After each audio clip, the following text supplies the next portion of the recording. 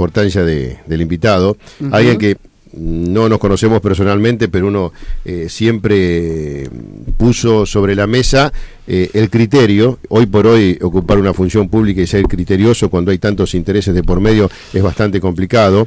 Mantener un hilo dirigencial también es complicado cuando hay presiones de un lado y presiones del otro. Por eso creo que esta persona, nadie le puede decir absolutamente nada. Mirá que hoy por hoy en la función pública se le pueden achacar un montón de cuestiones. Cuando fue funcionario de un área, cuando fue funcionario de la otra área, y de repente uno que puede decir, y mira, dice criterio y lógica. A partir de ahí, y no lo hago para quedar bien, porque vos lo sabés, criterio y lógica. Yo, si lo tuviera que definir a este invitado, diría eso, criterio y lógica.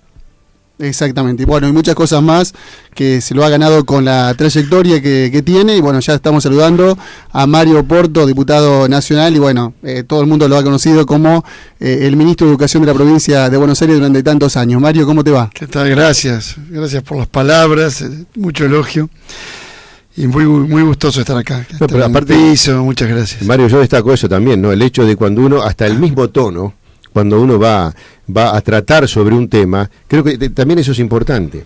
Eso lleva a la comprensión, al entendimiento por la otra parte.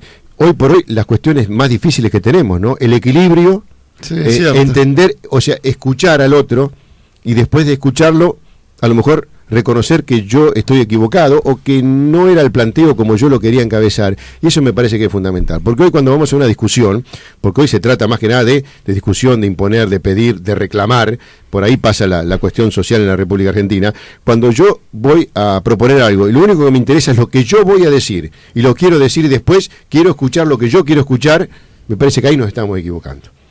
Si uno va con otra predisposición, o la persona que está enfrente hace que uno cambie esa actitud de decir, no, yo digo esto y lo que yo quiero es esto, y a mí lo que me tienen que dar es esto, y si del otro lado no me lo dan o no me insinúan una posibilidad, listo, levantamos y nos vamos. Yo creo que el diálogo empieza por eso, ¿no? Por la predisposición de escuchar y porque la otra persona también me invite a que yo lo escuche. Sí, por eso es cierto, ¿no? Lo del tono es fundamental. Con lo que uno utiliza para hablar con otro. Marca las cosas, sí, es cierto. El estilo cuando uno es funcionario, el estilo es decisión política también, sí. ¿no? Y para mí no justifica el decir, bueno, pero ese es mi carácter, esa es mi manera de ser. Que es muy fácil decir, mire, yo soy así, si le gusta bien y si no... Hay que cambiar si uno claro, está, ¿no? Es que uno cuando está gobernando, insisto yo, uno tiene que ser más que el pensamiento de uno. Tienen que entender al otro, convencerlo de lo que yo estoy haciendo es mejor, o tratar de producir un giro, pero de una manera donde no se quiebre la relación, donde sea todo conversable, donde el equilibrio y la inteligencia y el razonamiento esté en el medio de la mesa de cualquier conversación, que a veces no es tan fácil. Sí, aparte la firmeza no implica el buen modo. Uh-huh. Y uno puede ser firme en sus convicciones y tener buen modo en el convencimiento y ser intransigente en la función, en las situaciones claves, ¿no? Todo conjunto tiene muchas partes. Uno tiene que ser intransigente en la parte fundamental del todo, pero también tiene que ser capaz de negociar otras, porque si no es muy difícil avanzar, ¿no? Mario, con esto yo lo dejo conversando con Claudio. Horacio Guaraní decía, cantor que canta a los gritos tiene miedo o poca voz. Ya con eso me parece que estamos definiendo lo que usted decía. Y a veces uno tiene al revés, a veces uno tiene razón y tiene mal modo y termina discutiendo sobre el mal modo y se pierde la razón que uno tiene, ¿no? Se pierde el tema y entra a tallar la agresión del otro, y creo que me dijiste esto, ¿no? Que me insultaste, y ya el tema que estaba en la mesa queda de lado. Ya estamos discutiendo otra cosa. Estamos discutiendo otra cosa. Eso dice que los hacen aquellos que no tienen mucho fundamento sobre un tema, entonces lo que plantean es la reacción del otro para comenzar un ida y vuelta, que es una cuestión más personal que el tema que estaba en cuestión. Mario, agradecido de que haya venido. Muchas gracias, muchas gracias. Y lo dejo acá con el amigo, con Claudio Cardoso. Encantado. Que es un gran periodista y un mejor tipo. Sí, cómo no. Por gracias, eso Mario, por venir. Gracias. Muy amable. Estamos aquí en Contacto Informativo, pasaron 15 minutos de la hora 17 en la República Argentina, nos acompaña Mario Porto, ya hizo la presentación Gustavo Sacañino, aquí en el aire de la radio, habilitamos el 427-4000 y 427-2000. 2525. Bueno, diputados, cuéntenos en qué está trabajando. Un año obviamente electoral, con las elecciones que ya vamos a tener a la vuelta de la esquina. Eso cómo hace mella en la Cámara de Diputados de la Nación, de qué manera se va sobrellevando, por un lado, el tema de la gestión, de los proyectos y demás, y por el otro lado, el tema político. Y sin duda, el año electoral influye mucho en la Cámara de Diputados, porque hay que pensar que la Cámara se renueva en la mitad. O sea que de esa mitad que se renueva están quienes ya no volverán porque no han entrado en la lista electoral y por lo tanto ya saben que son sus últimos meses. Están los que van por una renovación de la banca y por lo tanto están muy activos en sus provincias tratando de hacer campaña electoral para ser elegidos.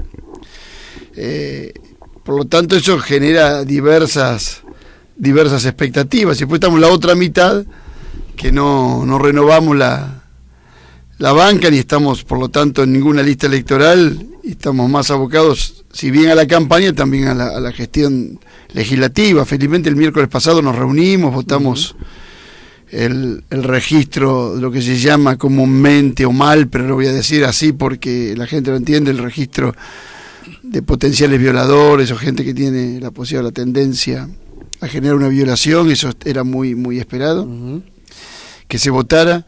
Las comisiones están funcionando, yo presido la Comisión de Comunicaciones, así que tengo bastante actividad. El nuevo reglamento que lanzó la Secretaría de Comunicación con respecto a la telefonía celular me genera mi trabajo. Y casualmente no trabajo porque salga una ley, sino porque ahora tengo argumentos y tengo material para también rechazar proyectos de ley que ya no hacen falta porque están contemplados en el reglamento. Y integro otras comisiones y estoy trabajando en algunos temas que me interesan. He presentado un proyecto para la obligatoriedad de la escuela inicial desde los 3 años. En la Ley Nacional de Educación tiene la obligatoriedad desde los 5 años y en la provincial desde los 4.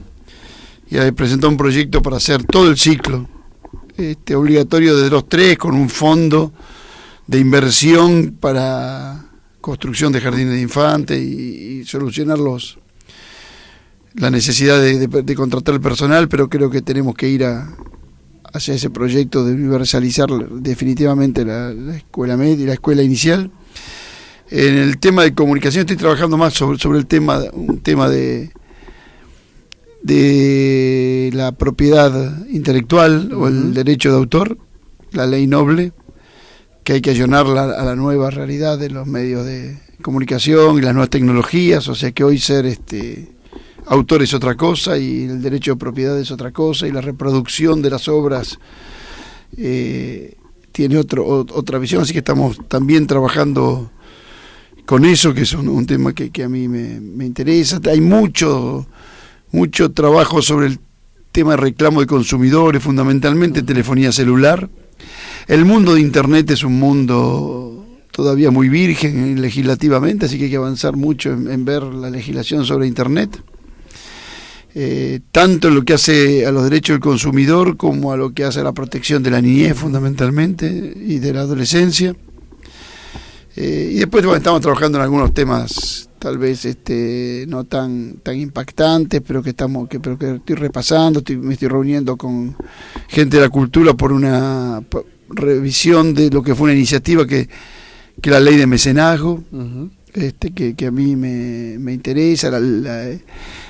Estoy trabajando sobre un decreto que organiza las academias nacionales, que es un decreto de la Revolución Libertadora y que habría que reverlo porque las academias son sostenidas por el Estado, pero por el otro lado, en algunos casos son cúpulas muy aristocráticas que se votan a sí mismas y que tienen bastante poca democracia en la elección de sus miembros, así que también estamos viendo eso entre tantas cosas. Me imagino. Como así también le habrán preguntado muchas veces cuál es la diferencia, ¿no?, entre ser diputado nacional, entre ser ministro acá en la provincia. No es lo mismo, obviamente, en cuanto al día a día. No, porque hay que aprender a ser diputado, ¿no? Este año para mí fue de aprendizaje y es difícil el aprendizaje. Uno forma parte de un cuerpo colegiado y de un bloque En el caso nuestro bloque tiene alrededor de 130 diputados, por lo tanto es un bloque de muchas expresiones, con distintas características, gente que viene de distintas provincias. Uno no es la pirámide la punta de la pirámide, sino que es uno más de un conjunto, y hay que aprender a trabajar en conjunto y en equipo, de una gestión que aparte tiene uno que reinventar permanentemente, porque cuando uno es ministro la agenda se la pone la realidad. Sí. En cambio, en la legislatura, salvo cuando el Poder Ejecutivo pide leyes, la agenda la tiene que poner uno, porque siendo el del bloque oficialista estoy hablando, ¿no? Porque si uno no pone agenda, puede pasar de gran tiempo sin producir, sin trabajar. Entonces aprender los códigos, aprender a convivir, a estar entre pares, con estructuras más pequeñas, sin la tensión cotidiana, no es fácil. Yo la disfruto porque realmente vengo de 12 años de ejecutivo, en el más alto nivel, y 10 de ministro. Y bueno, entonces hacía falta, para mí me hacía falta como una pausa, desde otra mirada. A mí me gusta esta mirada de diputado porque puedo mirar al proyecto nacional en su conjunto y no tan parcializado. Tuve 10 años mirando la provincia de Buenos Aires desde la educación. Entonces puedo ver más cosas. Yo aparte tengo gran actividad en lo que hace a las relaciones latinoamericanas, que es un tema que me interesa particularmente, así que presido el grupo de amistad con Perú y participo mucho en los grupos de amistad de los países latinoamericanos. Bueno, son temas más generales. Y también es difícil, porque uno, aún en la relación está con la prensa, Claudio. Yo cuando era ministro me sentaba a defender un tema muy acotado como la educación, de decisiones que tomaba yo. Y ahora como diputado, por lo tanto como cuadro político, salgo a defender temas más generales y muchas veces de decisiones que tomó otro. Exactamente. Y entonces uno se tiene que entrenar para eso, y bueno, a mí me incentiva, me apasiona entrenarme para eso. Seguro.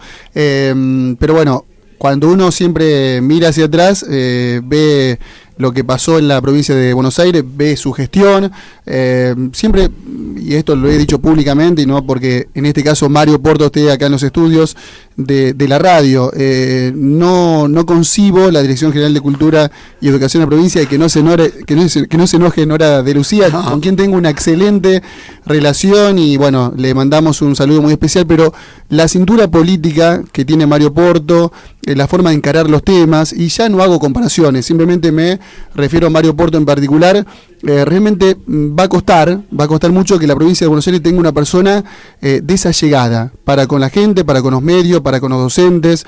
Nunca voy a olvidar, por ejemplo, una vez en la carpa de la gobernación, ahí en el Zoom, la afinidad que tenía Mario Porto con cada uno de los docentes que venían de distintos puntos de la provincia de Buenos Aires. Obviamente la experiencia, los años, hacen que haya esa afinidad, pero me imagino que ahí, al margen de los años que tuviste la chance de ser ministro, y los sufrimientos y las presiones y demás, pero te sentías muy cómodo, ¿no?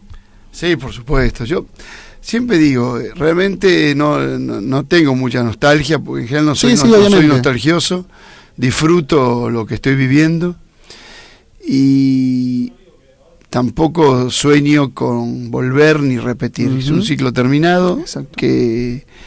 que valoro muchísimo. Probablemente es lo más importante que haya hecho en mi vida política, y no sé si voy a hacer algo más importante, porque no creo que haya algo más importante para quien se dedica a la política, de educar a 4,5 millones de niños, jóvenes y adultos. O sea que yo es lo que más valoro, pero también sé que los ciclos se terminan y que vienen otros que le ponen su característica, como yo puse la mía, sobre una historia que también fue rica de otros grandes ministros. Ahora, también la historia es generosa con uno, porque yo asumí en el 2001, ¿no? Fines del 2001, y tomé en el 2002 medidas muy duras, y fue mucho el conflicto. Si yo hubiese, por cualquier circunstancia, renunciado en ese momento, la verdad que hubiese quedado en la memoria y en el recuerdo como ministro reaccionario y un ministro ajustador, y hubiese sido muy difícil que quedara en un buen recuerdo con los docentes. Pude superar esa crisis, pude superar ese momento, por lo tanto a partir del 2003 con un gobierno al cual yo era muy afín, como fue el de Néstor Kirchner, y como continuó, tuve la posibilidad de reconstruir el sistema educativo a través de del tiempo, ¿no? Después del 2003. Y entonces la historia fue generosa conmigo y me dio esa posibilidad. Y eso me dio la posibilidad también de construir una buena relación con los gremios, con los que tuve conflictos, tuve enfrentamientos y tuve coincidencias.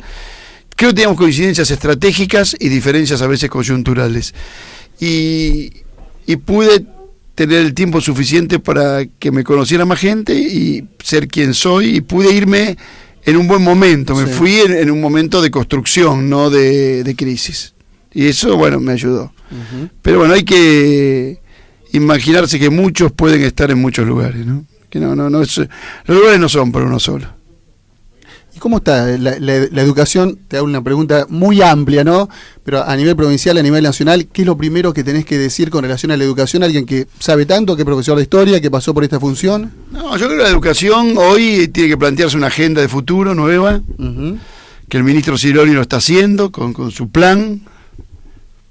Y además de eso, creo que el futuro se tiene que mirar desde el progreso. Hay quienes miran la educación desde la crisis, y de la crisis como fracaso. Y yo creo que la educación argentina hoy, todo lo que le falta es una mirada desde el progreso, porque se avanzó mucho estos 10 años. Falta, y sí, falta mucho. Pero no podíamos plantearnos una nueva agenda si no hubiésemos resuelto problemas estructurales como se resolvieron con la ley de financiamiento, con la ley nacional, con la ley de escuelas técnicas, con la asignación universal por hijo, con el plan de netbook, etcétera, etcétera. Entonces la educación está como en la mitad de un camino, sabiendo que falta mucho, pero que ha recorrido mucho. Y creo que los que hacen la mirada crítica, tremendista, de que todo está mal, son injustos y hacen una mala lectura. A veces se diría entre comillas garpa ser hipercrítico. Está todo mal. Y no está todo mal. La educación argentina está mucho mejor que hace 10 años, pero mucho mejor que hace 10 años. Y tiene desafíos para seguir estando mejor. Y creo que la ley nacional y la ley de financiamiento tienen una agenda muy buena. Y que hay que cumplir esa agenda. Y hay desafíos que todavía no se han cumplido y creo que hay que ir por ellos. Digo, que todos los chicos vayan al jardín de infantes, jornada extendida de más horas de clase en primaria y bajar la deserción y la sobriedad secundaria para que todos terminen a los 18 años su escuela secundaria. Me parece que son 3 exigencias en las cuales se avanzó, en algunas con más velocidad, en otras con más lentitud, y hay que seguir avanzando. Y hay que ocuparse mucho de los docentes como profesionales. Sin ellos es muy difícil hacer algo. Hay que trabajar mucho con la formación docente, con la capacitación, junto a ellos, ayudándolos, acompañándolos, y sabiendo que hay que invertir mucho, que el crecimiento del sistema educativo, que felizmente sigue creciendo, implica nuevos problemas y nuevas inversiones. Me pongo, no sé si decir en abogado del diablo, pero sí, hagámoslo eso. Bueno. Alguna maestra, alguna docente que está escuchando en este momento dice, estoy totalmente de acuerdo, pero lo que gano no va de la mano de ese crecimiento que a lo mejor ha tenido el país a nivel de lo educativo. O sea, se ha crecido muchísimo, pero por ahí no ha acompañado a lo mejor tampoco el tema de salarial o el incremento salarial que deberían tener los docentes. ¿Lo ve de esta manera? ¿Tienen que ganar mucho más los docentes? No hablo de la provincia, hablo a nivel general en el país.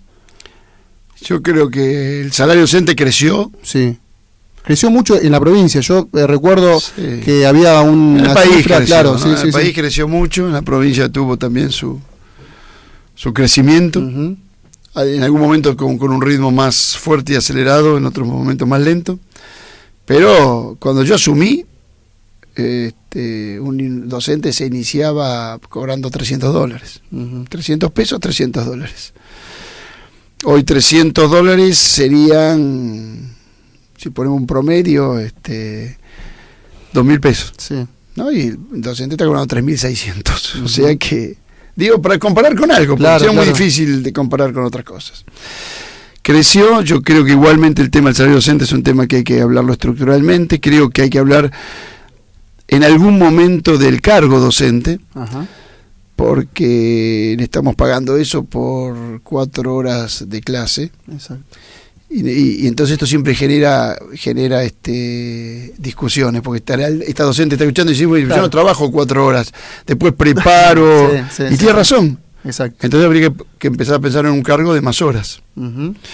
en donde dar clases sea una parte de la tarea, pero también hay que valorar la tarea que se hace de preparación de clase, de atención de alumnos, de atención de padres, y habría que pagarlo con presencia en la escuela, para que hubiese un trabajo institucional. Eso va a ocurrir. Entonces yo no digo que tiene que ocurrir este mes, ni tiene que ocurrir el año que viene, ni el próximo. Capaz que ocurre dentro de 6 años. Pero empecemos a pensarlo. Yo creo que lo que no tenemos que tener es miedo de pensar los temas. Ujú. Después uno podrá decir, se podrá hacer ahora, se podrá hacer en el futuro, iremos gradualmente, pero hay que pensar cierto ideal. Y cierto ideal es docente full time en una institución, de una institución que tenga más horas de clase y más horas de atención al alumnado. Entonces, el sueldo yo creo que aumentó, que se mejoró el salario en su conformación, ahora todo va también a la jubilación, o gran parte va a la jubilación. Yo creo que entre el 90% y el 95% va a la jubilación.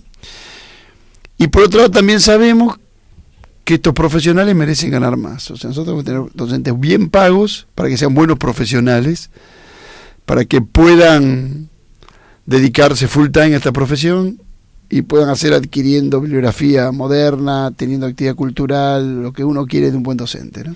Y hay vocación, porque ahora me pongo del lado de los padres. Y algunos padres, cuando uno va a hacer una cobertura de notas porque hay un paro de actividades, te dicen, no, pero docentes eran los de antes, que tenían vocación. Ahora ya no es tal, o por lo menos no es tanta esa vocación que deberían tener.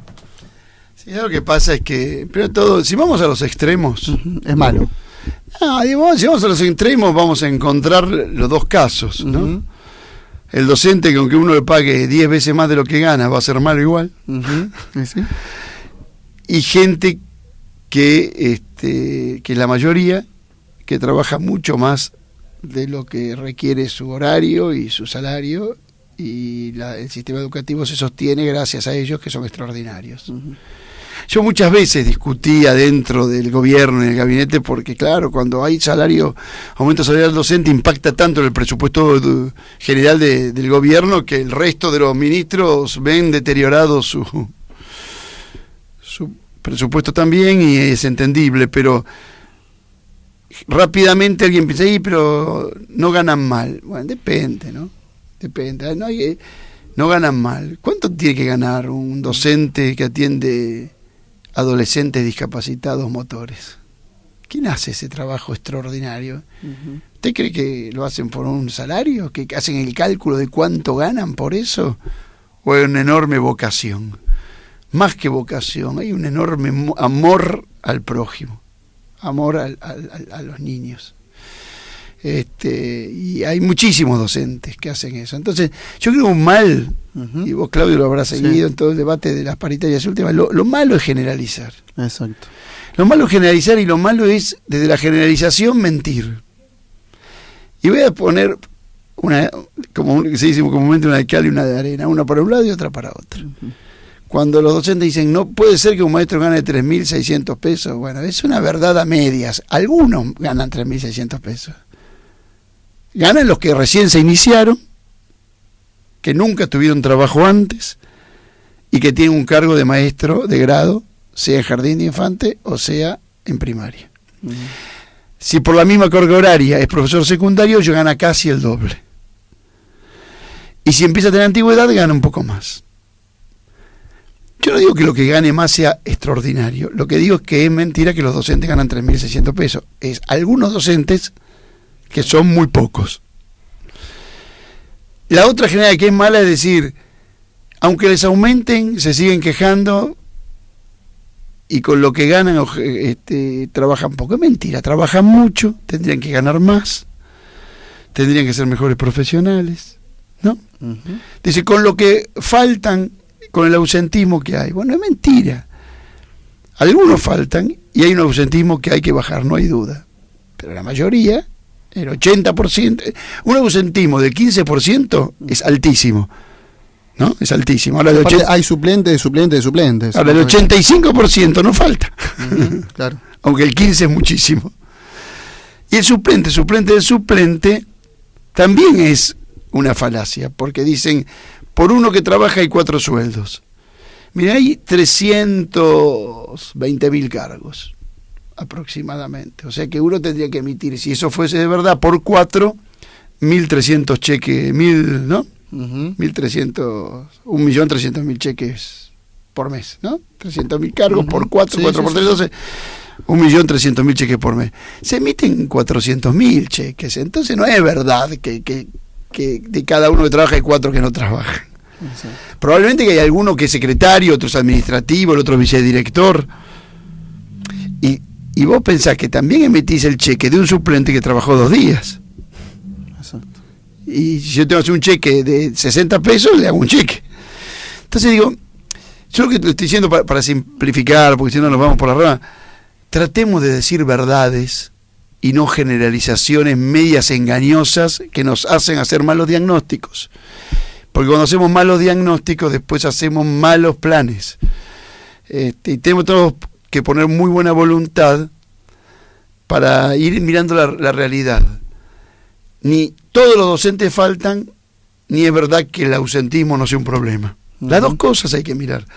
No es verdad que todos los docentes ganen 3.600 pesos por mes y tampoco es verdad que ganan fortuna. Entonces digo, un equilibrio en la mirada de todos lados siempre es bueno para ir buscando verdades y yo creo que hay que dejar de generalizar y hay que empezar a hacer planes de trabajo en otra escala, que sean más concretos. Es decir, bueno, si yo quiero que todos los chicos vayan a jardín de infantes, necesito construir 400 jardines. ¿Cuánto me sale cada jardín? Tanto, lo multiplico por 400, necesito este dinero. Lo tengo o no lo tengo es otra cosa, pero yo puedo ir mirando un plan con mayor claridad. Bien, seguimos con Mario Porto, diputado nacional. Mario, profesor, le pregunto acerca de las elecciones, ¿sí? Porque hay mucha expectativa, hay un candidato, ya se despejó esa incógnita. Me acuerdo que tuvimos un encuentro por allí antes de las listas, faltaba muy poco tiempo. Bueno, y ahí hacíamos especulaciones, me imagino que lo recuerda. Y ahora ya está, Insaurralde está como el número 1. Bueno, ¿qué le puede dar precisamente a este congreso? Y aparte defínalo como candidato de su espacio. ¿A Martín? Uh-huh. A Insaurralde. Y creo que él le da juventud, uh-huh, le da frescura, nuevas ideas, mucha vocación de servicio y de trabajo, experiencia de buena gestión. Trabajé muy bien con Insaurralde cuando él era intendente y yo ministro. Trabaja en equipo, trabaja con el conjunto, planifica, tiene mucho dinamismo, conoce el conurbano, gobierna un distrito que es el segundo distrito en población de la provincia de Buenos Aires, como Loma de Zamora, con muchas dificultades sociales. Me parece que todo ese bagaje de una figura nueva da trasvasamiento generacional. Es lo que aporta Martín, ¿no? Así que me parece es un buen candidato. O sea, si se eligió un intendente exitoso y con futuro, bueno, Martín era uno de ellos. Hay otros, ¿no? Que yo Ferraresi de Avellaneda, sí, por nombrar uno, es intendente también del conurbano que trabaja mucho y con mucho futuro. Hay otros intendentes que tienen muchos años de gestión y mucha experiencia. Me parece que Martín reunía todas esas cualidades y lo está haciendo con una inmensa voluntad. Sorprendido cuando usted mira para el otro lado o para el frente de esta lista y lo ve a Massa como principal candidato opositor? Y Massa, Sergio se fue construyendo como candidato, ¿no? Inevitablemente opositor. Uh-huh. Porque él había tomado una postura de intermedia, con distancia, y su figura fue creciendo. Él gobierna un distrito también con buena gestión, también con matices de pobreza y riqueza, pero lo que pasa es que donde está la riqueza hay mucha riqueza. Uh-huh. O sea que gobierna un distrito que representa a otro sector social, ¿no? Y él fue creciendo en su imagen, me parece que más por la distancia que tomaba el gobierno que por defender los proyectos del gobierno. Entonces inevitablemente caía en ese lugar opositor. Está tratando de hacer una fórmula mixta, pero le va a ser muy difícil. Yo creo que él inevitablemente va a tener que ser y va a ser un opositor al gobierno. Después que diga estos eslogan fáciles, voy a continuar lo que está bien hecho y voy a cambiar lo que está mal hecho, bueno, lo puede decir cualquiera. ¿Quién va a querer que siga estando lo que está mal hecho y cambiar lo que está bien hecho? Me parece que es una obviedad, digamos. Tan obvio es absurdo, ¿no? Uh-huh. También uno se pregunta qué ocurrió en este año y medio, qué hizo el gobierno en este año y medio, desde que él o Giustosi fueron candidatos de Cristina en sus distritos, para que ellos pasaran a la oposición. ¿Qué es lo que no le gustó? ¿Qué es lo que le molestó tanto de este gobierno en este año y medio? ¿Qué es lo que le ha parecido mal? La nacionalización de YPF. ¿Les pareció mal que hayamos cambiado la carta del Banco Central? Están en desacuerdo con la política exterior. Les ha impactado que querramos democratizar la justicia, están en contra de eso, estuvo en contra de la modificación que se hizo a la justicia. Debe haber algún hecho de las medidas que se han tomado durante todo este año y de todas las leyes que hemos votado este año, que a ellos los llevó a romper con el gobierno por el cual militaron y acompañaron y votaron hace un año y medio, ¿no? Pero ¿Massa y Giustosi los defraudó a usted o a ustedes? Sergio Massa, yo por todos tengo afecto, porque los conozco hace muchos años. Sí. Con Sergio Massa tengo más confianza y he charlado muchas más veces, pero se lo veía desde que dejó la jefatura de gabinete de la Nación, de ir tomando cierta distancia. Giustosi habló conmigo hasta una semana antes, para ver si podía integrar el espacio de la Corriente Nacional, donde estamos con Filmus y con Tayana y con Duce, y que conduce Agustín Rossi, y dudaba entre eso y irse a la oposición. Bueno, es muy raro. También lo veo incómodo cuando Macri elogia, porque quiere explicar, no son macristas, pero él hubiese preferido una interna dentro del Frente para la Victoria, pero está en la vereda de enfrente. Y no va a poder evitar que sus seguidores, los que lo aplaudan y los que lo elogien, sean los que más están en contra del gobierno, por más que él tenga voluntad de aparecer que no. Pero bueno, yo no me gusta mucho hablar de los otros. Yo sé que los caminos de la política son caminos dificultosos, a veces contradictorios, de idas y vueltas, y me parece que no es el papel de nadie juzgar a otros. Yo lo que digo es que la lista del Frente para la Victoria es una lista en la que ninguno, del primero al último, dudó en estar en otro espacio. Ninguno de los que están en la lista del Frente para la Victoria son el resultado de andar corriendo, golpeando puertas de un lado a otro a ver quién le daba algo, sino son todos compañeros que están convencidos del lugar que están, por principios, por ideas, por proyectos, por convicciones. ¿Scioli está convencido? Yo creo que sí. Y realmente lo empujaron tanto a Scioli los medios de comunicación hegemónicos para que rompiera. Y les ha despertado tanta bronca la lealtad de Scioli, que lo fueron llevando a Scioli a un lugar en donde Scioli decidió no ir. Ellos querían que fuera el gran traidor, y Scioli demostró que no es el gran traidor, y eso es mérito de Scioli, ¿no? O sea, Scioli dijo, voy a estar en el espacio que me hizo vicepresidente, que me hizo gobernador 2 veces. Y bueno, el deseo de otros que él rompiera. Y tal vez de algunas equivocaciones de gente que estuvo cercana a él en algún momento. Pero Scioli está donde estuvo siempre. Y yo hace mucho tiempo en un reportaje dije, Scioli forma parte de este proyecto y no lo veo rompiendo. Bueno, si lo hace estaría en desacuerdo. No lo hizo. ¿Esto lo transforma en candidato para el 2015 por parte de este espacio? Yo creo que en primer lugar tenemos que ganar en el 2013. Uh-huh.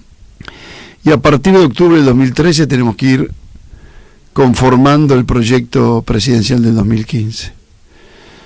Pensar en el 2015 antes de octubre del 2013 me parece que es equivocado. Ahora, no hay duda que frente a la imposibilidad de ser reelecta de quien es la jefa indiscutida de este movimiento, que es Cristina Fernández de Kirchner, no hay duda que entre los posibles sucesores está el gobernador de la provincia de Buenos Aires, que en este caso es Daniel Scioli. Habrá otros aspirantes, bueno, ahí se verá cómo se conforma la propuesta. Pero lo importante es con qué proyecto, porque la política no puede ser a ver quién le gana a quién, sino la política tiene que ser el medio para transformar la sociedad y decir cómo la vamos a transformar o cómo la vamos a seguir transformando. Entonces, bueno, quien quiere ser presidente de nuestro partido o de otro partido o de otro espacio tiene que decir qué piensa de las cosas, ¿no? ¿Qué piensa de las cosas? Jugarse, decir, yo creo que la política exterior tiene que ser de esta manera, creo que la economía tiene que ser de esta manera, yo con el dólar voy a hacer esto, creo que la educación tiene que ser esto, pero tiene que jugarse. La verdad que tener candidatos de la indefinición, no sé si le va a hacer bien a la Argentina. Daniel Scioli tiene todo el trayecto hecho como para tener legitimidad de aspirar. Y la verdad que el formar parte ahora de este momento, de estar militando, de querer ayudar para que Martín Saurralde gane, lo legitima más y lo va a poner en un buen lugar. Pero me parece que hay que esperar octubre. Recién hablaba de la imposibilidad de la presidenta de ir a una nueva reelección, pero si se podría debatir, discutir ese tema, ¿usted lucharía por ello? Yo tengo como prioridad, prefiero, antes que nada, que podamos cambiar la Constitución para resolver otras cuestiones, no la reelección.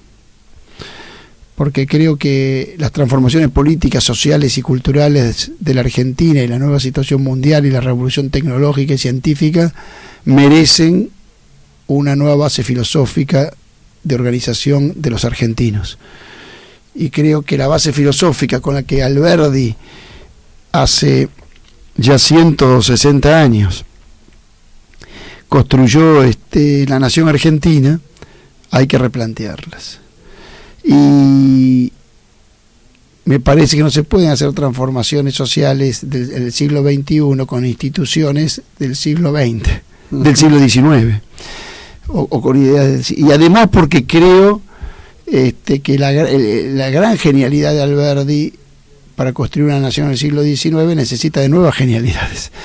Y me parece que la Constitución del 94 pone límite a eso. Entonces yo, la verdad que cuando la oposición más lúcida, como Beatriz Arlo, o más picante, como algunos, como Kirschbaum en Clarín, dicen lo que quieren es hacer un cambio de régimen, no solo la reelección, yo digo que ahí tienen razón. Yo quisiera hacer un cambio de régimen, quisiera que la Argentina no estuviese moldeada de acuerdo al régimen liberal conservador de la Constitución del 53, sino que haya una Constitución con más profundidad de defensa de lo social y de lo patrimonial nacional.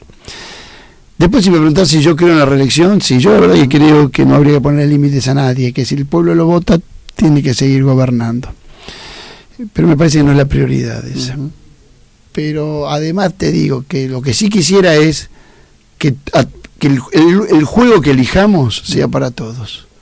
O sea, si la presidente o el presidente que haya puede solamente ser reelegido una vez en 4 años y otros 4, entonces que también sean los gobernadores así, que sean los intendentes así, que sean los diputados así, ¿no? todos parejos. Yo preferiría que todo el mundo pueda presentarse y a que lo votan y gana, el pueblo decide. Ahora, si ponemos restricciones, pongámoselas a todos. También a los jueces, también al Poder Legislativo. Si no tenemos un ejecutivo con límites, un legislativo perpetuo y un judicial aristocrático. Y eso no es bueno, me parece. ¿Con qué sueña Mario Porto en la política? Para mí, Sí, para usted. yo no, la verdad que siempre me he despertado con sorpresa, nunca, me cuesta mucho planificar. Yo, un día me llamó Bordón y me dijo que me ofrecía ser subsecretario de Educación, y otro día me llamó el gobernador y me ofreció ser ministro, y otro día me pusieron una lista y me dijeron que iba a ser diputado, que me ofrecían eso, y la verdad que nunca, porque no lo sé hacer bien, porque qué sé yo, mi cabeza anda por otros lados. Nunca operé para mi futuro. Me gustaría, ¿con qué sueño? Con formar parte del debate del futuro de la Argentina y del futuro del peronismo. Me interesa la vida partidaria, me interesa que el peronismo no se transforme en el partido de derecha de la Argentina, sino que sea el partido de la liberación nacional. Y después, bueno, la verdad tuve todo, si pienso en cargo, lo tuve todo en política, para lo que para mí es todo, ¿no? Uh-huh. La verdad fui ministro, ahora soy diputado. Todo lo que venga será gratis, qué sé yo, será de más. No, me cuesta mucho pensar en qué. Si vos me decís que querés ser qué, no me queda mucho para pensar. Ser gobernador, vicegobernador. Bueno, alguna vez Ojalá. sonó ahí como vicegobernador. Bueno, me encantaría. La verdad que si mi partido cree que soy bueno para tener una fórmula futuro, pero bueno, ¿cómo no me va a gustar? Me encantaría. Mario, ¿y en La Plata? Porque muchas veces se lo vinculó Sí. al nombre Porto con la capital de la provincia. Usted está viviendo acá Sí, en, hace en la muchos ciudad. años ya. Sí, es mi lugar de Uh-huh. territorial político, pero porque puedo hacer política provincial acá. Yo creo que soy más valioso con la mirada provincial de mi conocimiento de todos los distritos que con la mirada local, ¿no? Yo recorrí todos los distritos de la provincia de Buenos Aires, los conozco de memoria y puedo hablar de uno por uno, con mucha más solvencia que si tuviese que hablar de los barrios platenses. Uh-huh. Entonces tengo una mirada más provincial y me parece que hay que generar también dirigentes provinciales.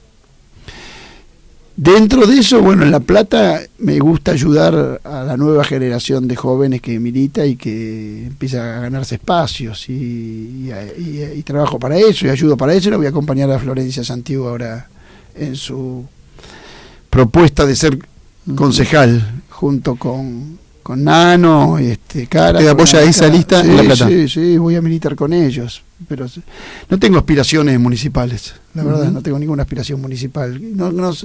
Más sospecho que no sería un buen intendente. Creo que hay que tener una calidad sobre el detalle y sobre la mirada profunda de cada tema barrial que yo no tengo. Yo me manejo mejor en otros espacios más amplios, de políticas más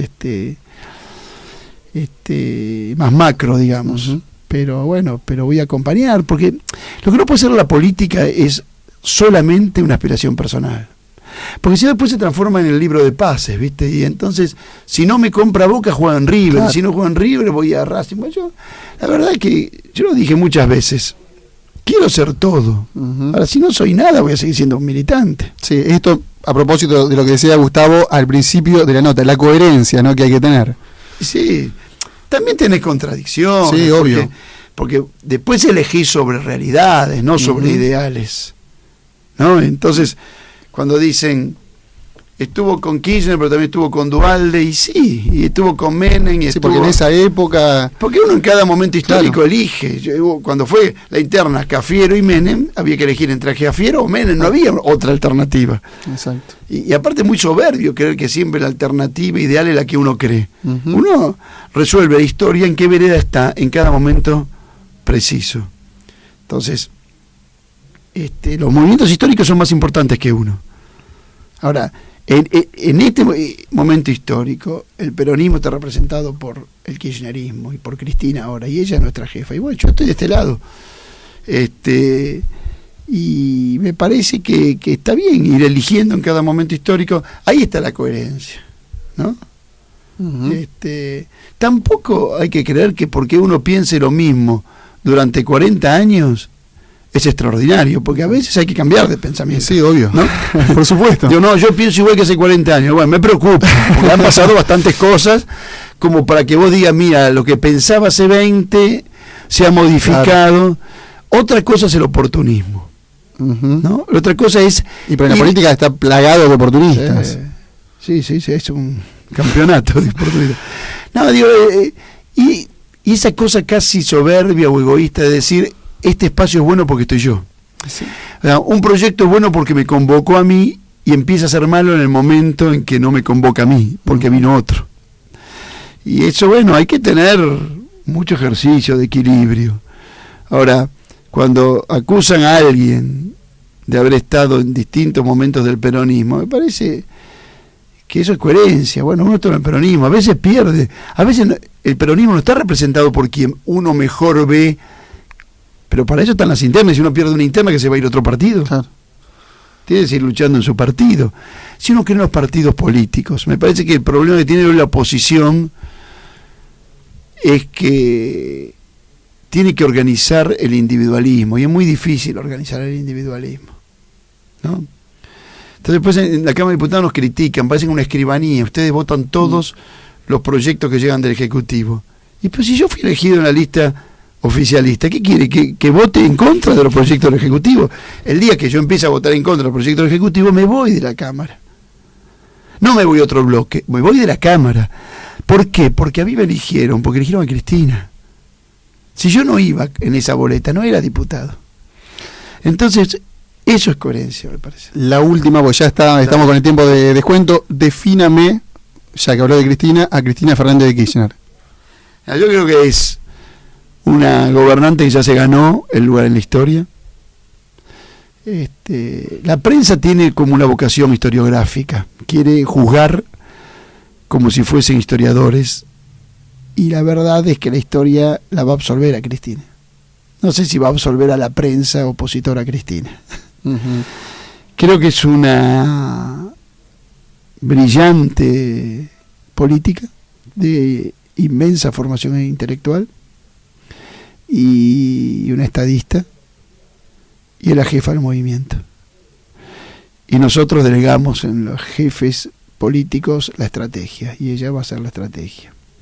Y voy a decir algo que dijo hoy la elogié a Beatriz Arlo mucho, voy a elogiarla de nuevo, porque es inteligente, aunque diga cosas que yo no pienso, pero ella dijo el otro día, Cristina Kirchner habla de política. Yo no estoy de acuerdo, dijo Beatriz Arlo, con lo que dice, pero habla de política. ¿De qué hablan los opositores? Entonces me parece que, y te termino diciendo, creo que Cristina ha hecho la más profunda y clara actualización doctrinaria del justicialismo desde la muerte de Perón. Bueno, con esta definición ya nos vamos. Gracias por todo, Oporto. Gracias a vos por las palabras, muy amable. El afecto. No, al contrario, una de las mejores personas que he conocido, sin lugar a dudas, en esto del periodismo y la política que bueno, hemos compartido a lo largo de tanto tiempo, tantos años, tantas notas, con Oporto. A Álvaro también le agradezco muchísimo, su jefe de prensa, una persona honesta también, muy trabajadora, extraordinaria, por cierto, siempre de buen humor, siempre lo consigo a él de buen humor. Es el que habitualmente nos bajaba el telón en las conferencias de prensa, y ahora me parece que con la mirada también.